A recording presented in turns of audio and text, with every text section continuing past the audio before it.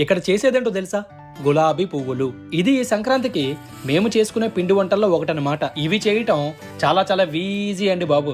ముందుగా మీకు సరిపడా క్వాంటిటీకి తగ్గట్టుగా చిన్నది పెద్దది దానికన్నా పద్ధతి ఏదో ఒక గ్లాసుని తీసుకోండి. తర్వాత ఒక గిన్నె తీసుకొని దాంట్లో ఒక గ్లాసు మైదా, ఒక గ్లాసు వరిపిండి, ఒక గ్లాసు పంచదార, ఈ మూడు వేసి ఇక్కడ కనిపిస్తున్నంత పలచగా కలుపుకోండి. తర్వాత ఈ మాత్రం ఆయిల్ పోసుకొని పైన కడాయి పెట్టండి, కింద మంట పెట్టండి. నూనె మరిగిన తర్వాత ఆ గులాబీ అచ్చులు వేసే సట్టం కూడా బాగా వేడెక్కేదాకా నూనెలో ముంచండి. తరువాత ఆ సట్టాన్ని మనం కలుపుకున్న పిండిలో సగానికి పైగా ముంచి తొందర పడకుండా 10 సెకండ్లు అలాగే ఉంచి తర్వాత జాగ్రత్తగా ఆయిల్లో ముంచాలన్నమాట.